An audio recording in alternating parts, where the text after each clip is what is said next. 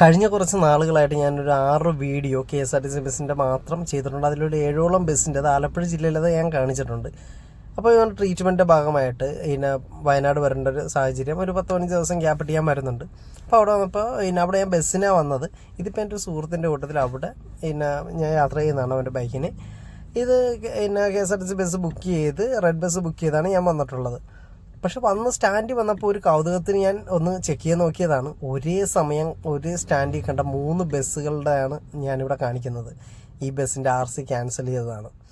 അപ്പോൾ ഉടനെ അടുത്ത ബസ് ഇതേ പുറകിൽ തന്നെ നിങ്ങൾക്ക് കാണാം. ആ ബസ്സിൻ്റെ നമ്പർ നിങ്ങളൊന്ന് ശ്രദ്ധിക്കുക, അതിൻ്റെയും RC സ്റ്റാറ്റസ് ഒന്ന് നോക്കുക, അതും RC ക്യാൻസൽ ചെയ്തതാണ്. അപ്പോൾ അടുത്തൊരു ബസ് അപ്പം തന്നെ സ്റ്റാൻഡിലേക്ക് കയറി വരുന്നു. ആ ബസ്സും ഞാൻ ചെക്ക് ചെയ്തപ്പോൾ RC ക്യാൻസലാണ്, പേപ്പറുകളൊന്നുമില്ല. ഈ ബസ്സുകളെല്ലാം നിരത്തിൽ ഓടിച്ചുകൊണ്ടിരിക്കുകയാണ്. ഇതിലെല്ലാ യാത്രക്കാരും ഉണ്ട്. അപ്പോൾ ഇതിലുള്ള യാത്രക്കാർക്ക് എന്തെങ്കിലും സംഭവിച്ചു കഴിഞ്ഞാൽ ഇതിനുള്ള നഷ്ടപരിഹാരം നമ്മുടെ നികുതിപ്പണം എടുത്തല്ലേ കൊടുക്കുകയുള്ളൂ. പിന്നെ എങ്ങനെ നഷ്ടത്തിലാതിരിക്കും? നടത്താൻ പറ്റില്ലെങ്കിൽ വിട്ടിട്ട് പോകണം.